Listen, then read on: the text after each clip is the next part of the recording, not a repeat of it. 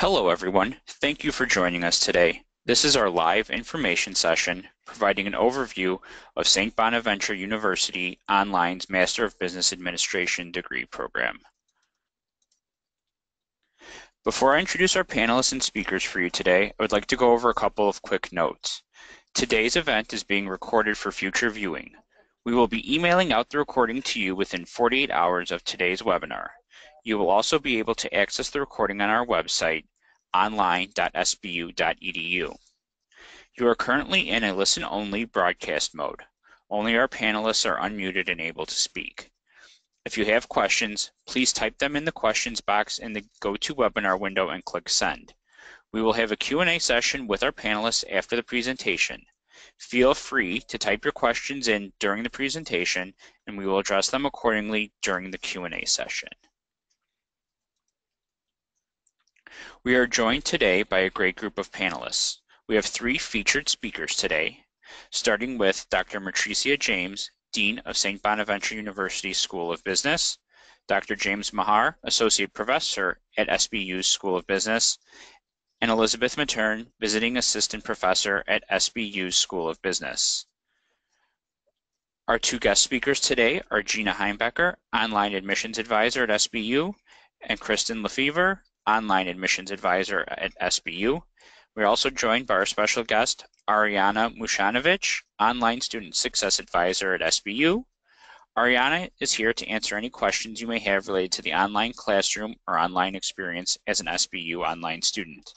My name is Joe Maselli, and I will be your moderator today. Before I turn the presentation over to our panelists, I'd like to quickly go through our agenda for today's session. Kristen Lefevre will speak first, talking about why you should choose St. Bonaventure University, such as SBU's core values, rankings, and accreditations. Then we'll begin with our featured speakers. Dr. Matricia James will discuss the St. Bonaventure School of Business, the online MBA program, such as curriculum and the 3 tracks, as well as the impact of an MBA on your personal life and career. Dr. Mehar will provide 2 course spotlights. He will discuss MBA 517, Economic Foundations, and MBA 639, Behavioral Finance. Ms. Matern will also provide a course spotlight on MBA 611, The Legal Environment of Business. Then Gina Heimbecker will discuss our admissions requirements and the application next steps. And finally, we will have our question and answer session with the panelists.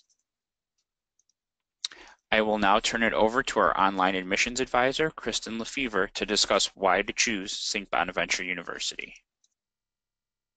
Thank you, Joe. My name is Kristen Lefevre, and why should you choose St. Bonaventure University? SBU is the nation's first Catholic Franciscan university and prides itself on offering a career-focused curriculum while producing graduates who are leaders that make ethical and moral decisions. We've been established for over 150 years. We come to know our students on an individual basis to become their mentors, and we strive to bring out the best in everyone. Next slide, please. I will now go over SBU's core values. These are the things that we pride ourselves on. Discovery. SBU steadfastly pursues intellectual, spiritual, and personal growth. Community. SBU believes in an all-inclusive community that values diversity and considers it a strength. Individual worth. SBU treats all members of its community with dignity and strives to help them reach their full potential. And now I will go over rankings and accreditation. St. Bonaventure University is regionally accredited by the Middle States Commission on Higher Education. We also hold an AACSB accreditation, which only 5% of schools worldwide currently hold. We are ranked number 27 per the U.S. News and World Report 2017, ranked number 6 per the U.S. News and World Report 2017 Best Value Schools, top 300 Best Value per Kiplinger's Personal Finance, and per Princeton Review, best 380 colleges. I will now turn over the presentation to Dr. Matricia James. Good afternoon, and welcome to our introduction to St. Bonaventure's Online MBA. I am the Dean here, and again, I'm very excited to be a part of this webinar and look forward to any questions that you might have. St. Bonaventure University, as was just mentioned, is over 150 years old. Our School of Business was founded in 1941, which makes us around 76 years old this year. We're ASCSB accredited since 2004, which gives us an elite status. You can feel assured that we have prescribed standards of learning, and we are focused on continuous improvement. We are focused on educating students to meet the challenge of a dynamic global business environment. In this, we embrace and appreciate all forms of multiculturalism. We celebrate differences. We focus on emphasizing real-world application, and we have strived to create a program that integrates responsible leadership values into all of our MBA programs. So today we'll focus specifically on our online MBA. Our online MBA is just that. It's 100% online. We have 3 tracks to choose from. You can also, if you would like, you can simply focus on a general MBA, which can be very valuable as well. But we have accounting, finance, and marketing tracks. In these tracks, students develop skills and insight that help build technical and professional knowledge while learning to consistently make moral and ethically sound decisions. We do really embody our Franciscan values, and we hope to focus, help students focus on creating balance between professionalism and moralism and making a connection to community, as you saw earlier. Our online curriculum, we have the online MBA is 42 credit hours for non-business majors and can be as low as 30 credit hours for business majors. The structure is 9 credits of foundation courses. These courses are especially important for non-business majors. They prepare you for the core of the business program. So we have 12 credits in the business core and 18 credits of graduate electives. This is where you begin to specialize, and we have course-specific tracks. So you have 3 credits in the MBA capstone, and in this particular class, all MBA students, regardless of track, chosen track, will take this class. It's a case-based curriculum that provides students with practical, normative, and integrative approaches to top management decision-making skills. And in this class, we synthesize and draw upon all previous coursework. When you're deciding to choose a track, often it lies in your career interest, or maybe in this case you're venturing out. But just to give you a little bit on how these tracks are designed, the accounting track is designed for business professionals who desire to take on a higher level leadership position in taxation and accounting. The finance the finance track is designed to deliver advanced financial skills and leadership confidence needed to build management and support strong finance teams. The marketing track provides a broad-based and thorough marketing education that strengthens the ability to navigate our dynamic global business environment. All 3 of our tracks are designed to help you learn and apply cutting-edge business, leadership, and skills related to the specific chosen track. So you might ask yourself, why get an MBA? What do you hope to accomplish? We believe that our MBA is designed to enhance growth and promotability. So if you're already in a chosen career, this MBA will help you grow and expand and increase your competitiveness and provide the skills that you would need to continue to move upward in your organization. It also will enhance your mobility So you can choose to explore new business adventures outside of your current organization. And in all cases, it's designed for skill development and refinement. And these three things taken together are expected to enhance your career and your personal development. So we are taking a holistic approach in that you can actually shape this MBA and apply it in ways that are most beneficial to you. And I will pass now the torch to Dr. James Mehar. Hi. So I've been fortunate to teach across in the foundations, in the core, and now in the elective. So I think I have a pretty good idea of where these classes fit, and I'm really excited to be able to explain two of them to you. So economic foundations, the first one, is really, as the name suggests, the foundation for a lot of what we do in economics and finance, and I will even argue in business. It talks about the normal topics that you do in economics, you know, supply, demand, equilibrium, taxation, effects of taxation. But we also, again, from St. Bonaventure, we reach out and we look a little at developmental economics. For example, I go to Haiti quite regularly, and we have programs there. We talk about how we bring those examples back into the classroom.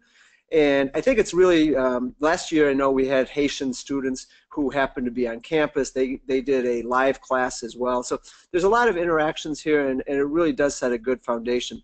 The second part of the class turns to finance, and then we get into time value of money and how to price stocks and how to price bonds, and then into personal finance case, where I will tell you now, if you take my class, your first finance case will be how to save for retirement and the importance of putting yourself on a regular program. And it's useful for the class, but it's also useful for yourself. And that's one of the things I try to do in all of my classes, to make the cases, to make the homework relevant not just to your personal life, but also to the business world. So it's not just sitting there and doing stuff that you don't need ever, you'll never touch again. It's stuff that you'll use almost from the get-go. So I think foundations, economic foundations, is a really good kickoff class, and I'm really excited about it whenever I get to teach it. It's one of my favorite classes to teach. The next class is a newer class, and it's behavioral finance. And the reason I picked this one to talk about, first off, I love behavioral finance. I think it's sort of the marriage of psychology, economics, and finance all coming together. We look at a lot of science. We look at neuroscience. We have 1 week of the class where we just literally look at brain research and how the brain works in different parts of the brain, and we get at it from many methods, from fMRI machines to blood tests to you name it, and looking at how the brain works and the future of brain research.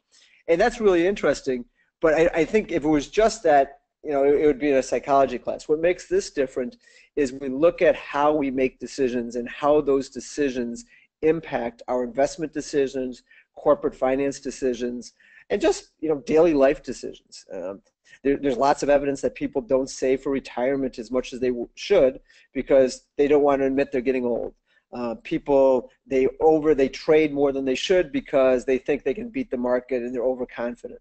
So these biases are really interesting and really important. And then the last couple weeks we get into how they're used in other fields, whether it's politics, whether it's marketing, or going back to one of my favorites, how it's used in developmental economics.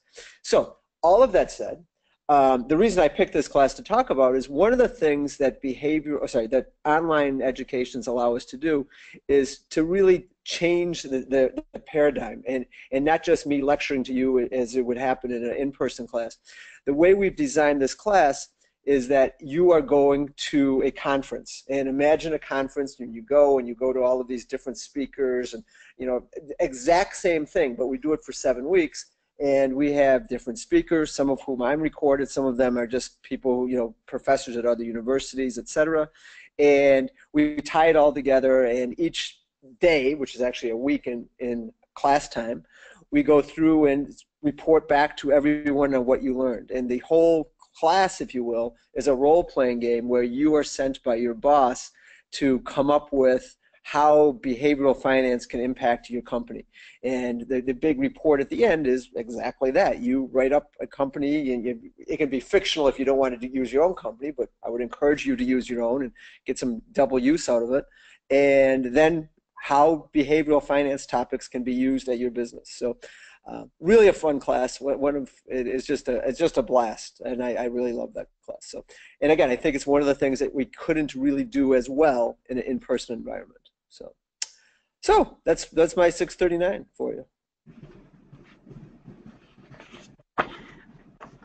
Well, hi guys. I'm next. I'm Elizabeth Mattern. I am the teacher of MBA 611, the Legal Environment Business. I will also put a plug in for a course that we're currently developing that I'm very excited about, which would be MBA 650, which is Business Ethics. But we'll talk about MBA 611 here, if we can get the next slide. So this course focuses on recognizing the impact of the law on management and marketing decision-making. And like Jim, I'm sort of going to give you an overview of what you could expect from the course, and that's constitutional law, elements of court law, crime, cyber law, international law, intellectual property, and one that's sort of up and coming and pretty exciting, social media and privacy concerns, employment law and discrimination. Wound into that, we also talk about labor law and immigration issues. We do antitrust, elements of investor protection. What I mean by that is federal securities laws and corporate governance issues, and then the basics of the legal system. And so what can you expect as the learning outcomes from 611? The first is basic terminology. And a lot of people will come to me as an attorney and say, you know, use simple words. I don't understand what you're saying. So we want to be able to understand the basic elements and terminology of business law so we can speak about it in a way that makes sense. Another big aspect is ethics, acquiring appreciation both for your personal ethics and integrity in the practice of your organization. One thing to think about here, and sort of I digress a little, but a lot of textbooks say the law is the moral minimum. So if you, as long as you adhere by the law, you're doing all this expected of you. But take a case of Plessy v. Ferguson, and the court said separate but equal was fine across the land. And it wasn't until 1954 in Brown v. Board of Education that the Supreme Court, this is a Supreme Court case, said no, separate but equal is not right. So the law says separate but equal for up until 1952 is fine, but was that really the ethical? Obviously not. So tying those elements together, understanding the substantive legal topics, and that I would bring you up to the long list of things we said before. Contemporary issues in business and law, and some of the more exciting ones that we talk about are cybercrime, internet law, social media and privacy concerns, and some issues with securities, and then the global environment. Understanding how we relate the law on a broader level to maximize cost of doing business internationally. Okay, next slide, please.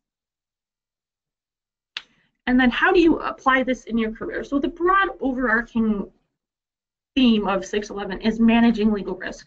So if you go back to that long list on the other page, all of that really boils down to how do you improve your ability to recognize and manage legal risks in your future business decision making, learn to avoid actions which are likely to result in unnecessary legal risk, and recognize the tools that are available to you as business professionals to inevitably, hopefully, avoid that legal risk. So what else should you be able to accomplish other than that broad managing the legal risk?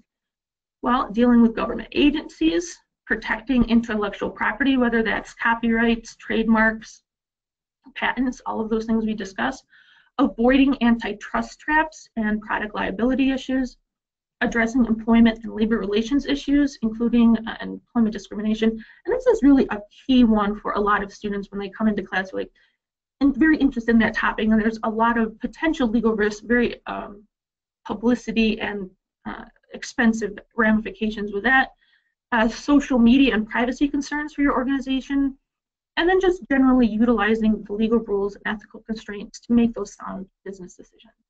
So that's sort of an overview of MBA 611, the legal environment of business. It's really fun to teach.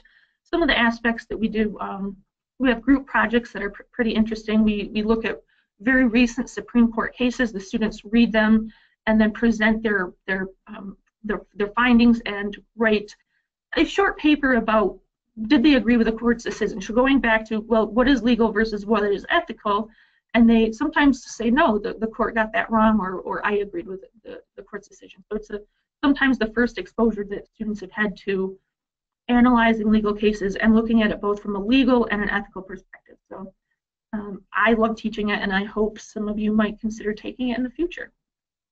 Thank you. And I guess now I'm passing it off to Gina Heimenbecker, our admissions and applications. Yes, good afternoon. I am Gina Heimenbecker, one of the online enrollment advisors here at St. Bonaventure, and I am going to go through information with you in regards to our admissions requirements. To start off, we will not require a GMAT or GRE with students who have a 3.3 GPA or a 3.0 GPA with 2 years of relevant work experience, and that is determined by the program director. We also need a bachelor's degree from an accredited institution and transcripts from all colleges and universities with a completed resume. As far as the application next steps, the first thing would be to have a phone conversation with an admissions advisor, and that would be myself or my colleague, Kristen Lefevre. You can complete your online application at www.sbu.edu/admissions-aid/apply-now.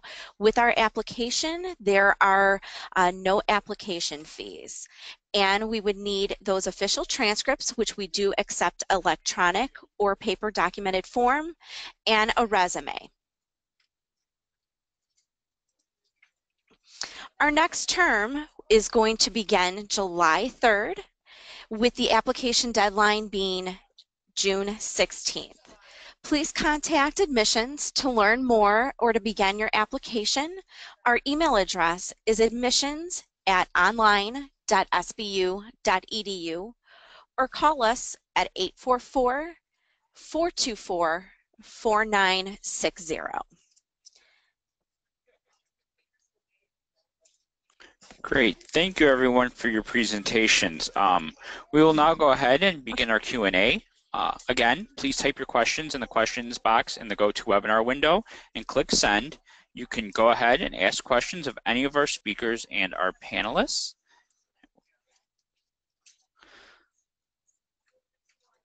And looking at one of our first questions here. Question here, and Matricia, since you spoke about the tracks, I'll turn this over to you. Does a student have to pick a specific track, or can they take electives from all 3 tracks? The beauty of our program is that students do not have to choose a specific track. The general MBA is always an option, and that gives each student the ability to kind of create a unique experience by selecting electives from any of the tracks or all of the tracks. So you can bundle and you know, make your own unique MBA and give yourself a broad base of knowledge if you would like. Great, thank you. This question is for our admissions advisors. How often do terms begin during the year? We have 6 different points of entries that begin about every 8 weeks. So I know we had mentioned the July 3rd session. The one following that then would be August 28th. Excellent, thank you. Well, I think this is another good one for Dr. James. Can you do a dual track in the MBA program?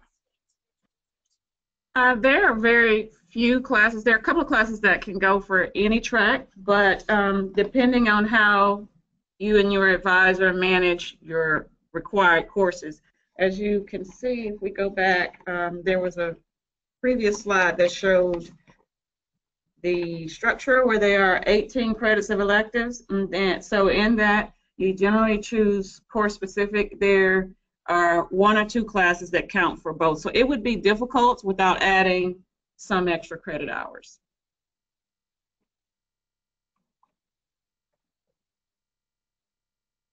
Great, thank you. Question here, and this would be for either Ariana or one of our admissions advisors. Individual says, I noticed that you say 4 classes can be waived for those with a bachelor's degree in business, but I only see 3 foundation courses. What is the 4th course that can be waived? I can take this one. It's Ariana. So the 4th course will depend on your background and then also your work experience. So it could be one of the core classes or it could be one of the electives as well. Great, thank you. I think this one here is a great question for Dr. James or either of our faculty members. What do you look for in a potential student entering the program? So one of the things that I believe helps a student be successful in our online MBA is really the openness to learn, to have an innovative spirit, and to be self-driven. As you can imagine, unlike a face-to-face class where you are physically held accountable, you're not there. You're not physically there, and you have to be self-motivated in order to engage in the class. The more you engage, the more you achieve, the more you gain from it, the more you feel a part of St. Bonaventure and our School of Business. So self-motivation, but there's lots of support from the faculty involved and from all resources. It just takes just some self-motivation, I think. I think that's probably and we need it in all levels, but online I think that's especially important.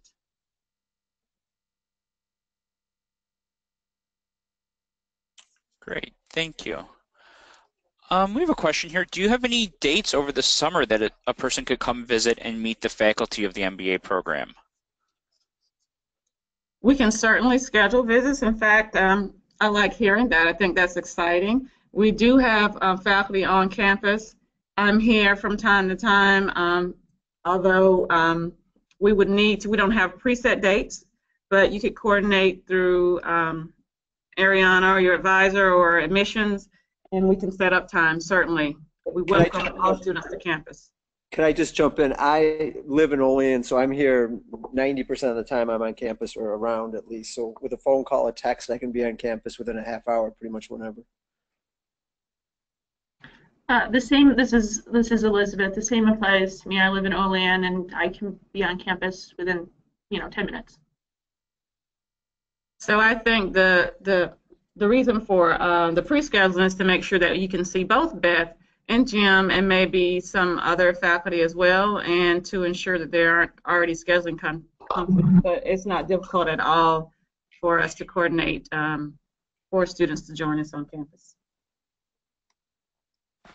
Great. We have another question here. And Jim, I know this is something I've heard you talk about, so I think I'll direct this to you. But as an online MBA student, are there ways for me to be able to network with my peers and faculty and feel a part of the SBU community? Yes. I would say definitely. I will admit that I had my reservations when we first started going online that it wasn't going to be that way, and it has turned out to be the exact opposite. I think there's lots of ways. People are allowed, whether it's on field trips, if you want to call them that, each year. I teach finance, so I'm going to talk about finance, but the same is true for other areas as well. In the finance department, we take a group to New York City every fall. We take a group to Chicago every spring, and all participants, online or not, they can go for those as well. And we can meet. We have networking opportunities. We do tours of Wall Street firms. We do tours out at the Chicago Board of Exchange, etc. And it's amazing how many jobs do come out of that. Whether they're with startup companies with software in Chicago, or whether they're working literally. There's one company, Royal Bank of Canada, I might as well say it, that generally takes one of my top students every single year. So we go there. There's lots of opportunities like that. We also have a students and money management program on campus, which while I don't think you could get credit for it, I don't see how we could structure it in a 7-week format or anything. You're more than willing to take it as a club where we vote. We have about $500,000 of money that they invest, and they do stock pitches, and all of that stuff could be done online. People could vote, for whether we buy a stock or not. The only issue would be that there is a time period. I mean, it's not a traditional online classes. Well, you can do it any time in the next week. That would be, we would be tied to the 4 to 5:15 Monday, Wednesday period for those. But more than welcome to jump in and get involved with those. We also have many speakers come to campus. We have a Friday forum almost every single Friday during the traditional school year, where we have people, whether it be Skype or Zoom or whatever, come from around the globe, and also many come to campus. Those are usually around noontime, and always welcome to participate.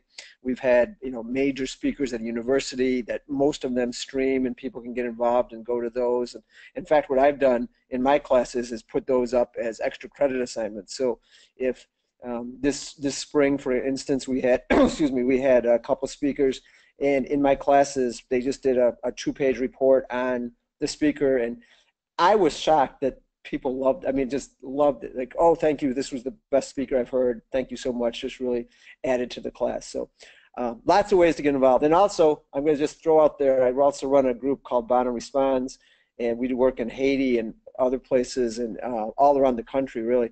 And whenever you want to go on one of those trips, also would be available. So yeah, lots of networking opportunities, I think. I would also like to add one other opportunity that we would like to emphasize and encourage students to participate in, and that's our global China trip. So our on-ground MBAs and occasionally some undergraduates will go to China, and the China trip has been around for 30 years, and we extend that same opportunity to our online students. And in this situation, you'd spend 2 weeks with a professor and on-ground students in China, visiting a number of corporations and really getting submerged in a new culture. And we think that is very important as we're developing global scholars, that you actually have the opportunity to interact in a particular country, but you would also get the interaction with students that are here and a professor who does not teach online, so you would broaden your interaction with the School of Business professors. I think it's an awesome experience. Again, it's not for credit, but it would be an experience that I think would be very impactful. Excellent. Thank you both. Another question here. What would be the difference between the marketing track electives and similar marketing classes that I may have taken in my undergrad? This individual says, for example, they took a class called Consumer Behavior in their undergraduate program, and they would have to be taking that class again at St. Bonaventure in the MBA. So in a lot of cases, the course titles will be similar for undergraduate and graduate, but the level of the rigor for the class and the approach to the class and the expectations of the class will be different at the graduate level than at the undergraduate level. And we also, at the graduate level, will have lots of applied coursework. Because you're learning as an undergraduate student, you haven't had the real-world experience. Most of our MBAs have had some experience, whether that was internships, if they're going straight into the MBA from the undergraduate, but just a lot of practical application and critical thinking at a level that would be different for an MBA. It should not and will not be a duplicate of an undergraduate class. Great, thank you. Another question here. I'm currently the Vice President of Finance for a mid-sized organization and intend to stay in this industry. I'm considering the finance track as opposed to the accounting track. Can you tell me if many of your students, like me, take the finance track, and what would that offer over the accounting track? Patricia, do you want it, or you want me to? I'm going to hand that one to you since the finance. Okay. Finance Okay. Accounting. So yes, I mean, we have. I can tell you quite a few in finance. I can't tell you. I don't know the numbers. It's not that I can't tell you. I just don't know the numbers of how many people we have on the track. It appears to be quite a few to me, just teaching the classes. Some of them work in fact, I know one works in the mutual fund industry and has been there for 10 or 15 years. I mean, so you're not alone in that track by any stretch of the imagination. What does it offer? It offers more on the investment side of the world than looking at balance sheets and financial statements. I don't know. There clearly is a lot of overlap between between accounting and finance, but I like to joke with my accounting colleagues that we tend to be more forward-looking and seeing what's happening in the future. We also look at things, whether it's trading. A new program, which I didn't get to speak to before in a question, but it might be something, if you're interested in this area, you might want to get into. We are starting an algorithmic trading program here. And while it wouldn't be for credit, it would be something that you could get involved with. We're working with computer science and things. So it would be once a week online, but the rest of the time you'd be pretty much working on your own, helping, whatever you want to call it, write programs, helping come up with plans, trading strategies, etc. So those things clearly aren't accounting based at all. So I'm not sure if I answered the question, but I would say that the big difference is less on tax law and things like that, and much more on, okay, how do you make money? How do people make money? What's investment banking? How do companies raise capital, etc. Great, thanks. Sort of in the same area, and Jim, I think this would be appropriate for you as well then. Are there any accounting or finance courses where you go beyond just the reporting aspects and dig into financial data analysis such as budgeting, forecasting, etc.? So in MBA 610, which is a core course, we do look at least somewhat at capital budgeting and making decisions based off of, our starting point becomes the financial statement, but where we go with that is significantly further. There's also and I don't remember the name of the class, I can't remember it, but an accounting financial statement analysis course that digs in very deep into historical statements, trying to look for things like fraud or stuff like that. So they're depending on which class, but yes, there's multiple opportunities for that. Great, thank you. Here's a question for our admissions advisors. Are transfer credits allowed? What will happen is that our program directors will do an evaluation of the transcripts and the resume to determine if any possible course waivers can be put into place for those business foundation courses. So there is a possible course waivers going from a full 42 credit program down to as low as 30 credits. Thank you. Another question here for our admissions advisors. What is the cost of the program? We charge $7.33 a credit hour. So as I mentioned before, the program can range from 30 to 42 credits. If you received all possible course waivers put in place and you come in at a 30 credit program, you're looking at $21,990. If you came in with no course waivers, you'd be looking at a 42 credit program, which is $30,786. The only thing not included with those tuition and fees are the textbooks.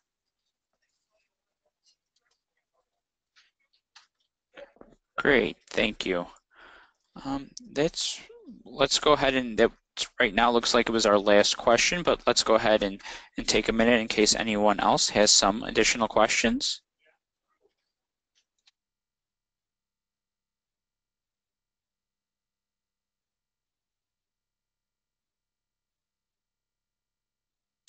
Okay, looks like that was indeed our last question. So thank you again to our speakers and our panelists, and thank you again to all of our attendees. Oh, you know what, I apologize. It looks like somebody just snuck in with the last question for our admissions folks. Are the textbooks purchased through SBU?